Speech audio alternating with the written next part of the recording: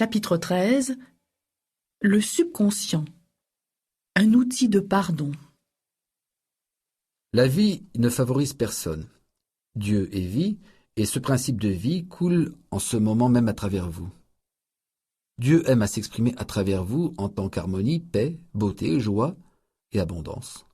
C'est ce qui s'appelle la volonté de Dieu ou la tendance de la vie. Si vous établissez dans votre esprit une résistance au libre cours de la vie à travers vous, cette congestion émotionnelle va se fixer dans votre subconscient et provoquer toutes sortes de conditions négatives.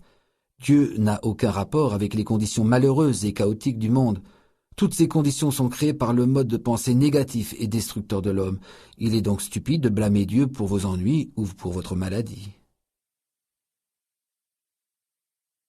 Comment il bannit son sentiment de culpabilité?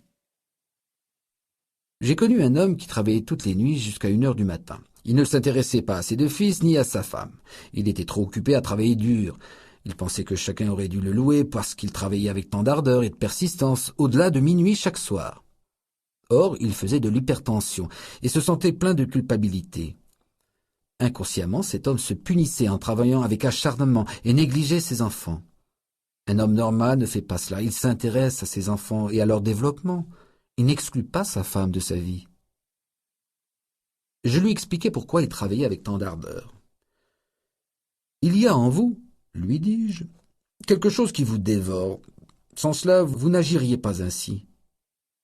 Vous êtes en train de vous punir, et il faut que vous appreniez à vous pardonner. » Il s'avéra qu'il avait un profond sentiment de culpabilité à l'égard de son frère. Je lui expliquai que Dieu ne le punissait pas, mais que c'était lui-même qui se châtiait. Lorsque nous appliquons mal les lois de la vie, nous souffrons en conséquence. Si vous mettez la main sur un fil nu à haute tension, vous serez électrocuté.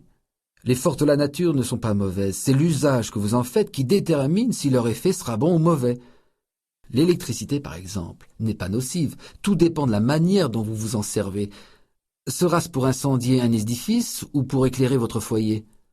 Le seul péché, c'est l'ignorance de la loi, et la seule punition est la réaction automatique au mauvais usage que l'homme en fait. Si vous appliquez mal les principes de la chimie, il se peut que vous fassiez sauter le laboratoire. Si vous donnez un coup de poing sur une planche, vous ferez peut-être saigner votre main. La planche n'est pas faite pour cet usage, elle est peut-être faite pour vous permettre de vous y appuyer ou bien pour soutenir vos pieds. L'homme dont il est question comprit que Dieu ne condamne ni ne punit personne. Il comprit que toute sa souffrance provenait de la réaction de son subconscient à ses propres pensées négatives et destructives. Cet homme avait autrefois volé son frère, et son frère avait pris une autre orientation de vie. Néanmoins, mon consultant étant plein de remords et de culpabilité, je lui demandai « Voleriez-vous votre frère à présent ?» « Non, » me répondit-il. « Lorsque vous l'avez fait, vous sentiez-vous fondé à le faire ?» « Oui. » « Mais, lui dis-je, vous ne le feriez pas à présent ?» ?»« Non. À présent, j'apprends aux autres à vivre. » « Vous avez maintenant plus de raison et de compréhension.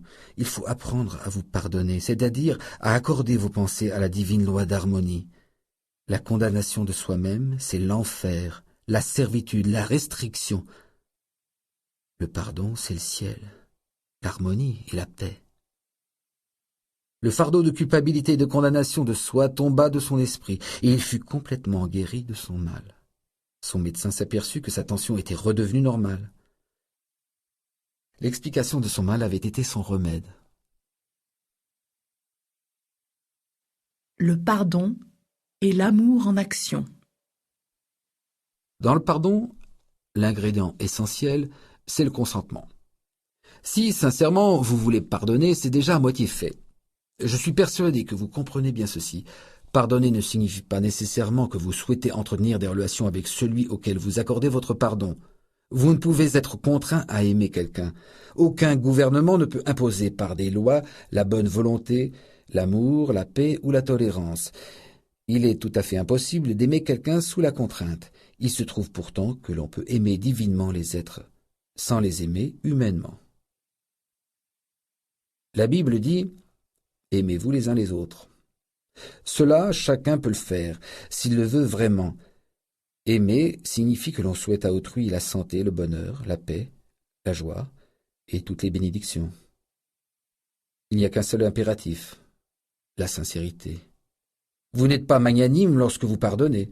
En réalité, vous êtes égoïste, car ce que vous souhaitez à autrui, vous le souhaitez, en fait à vous-même, puisque c'est vous qui le pensez et le sentez.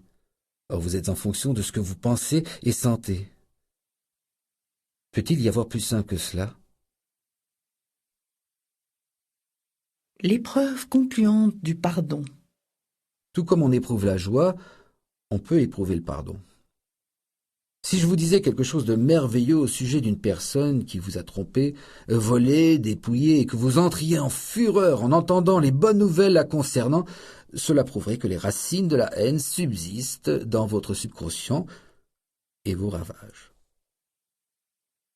Supposons que vous ayez eu un douloureux abcès dentaire il y a 1 an et que vous m'en parliez. Je vous demanderai si vous en souffrez encore et automatiquement vous me répondriez « Non, bien sûr, je m'en souviens, mais je n'en souffre plus. » Tout est là. Vous avez souvenance de cet incident, mais vous n'en souffrez plus. Voilà l'épreuve concluante. Il faut l'accepter psychologiquement et spirituellement, faute de quoi vous vous trompez vous-même et vous ne pratiquez pas le véritable art du pardon.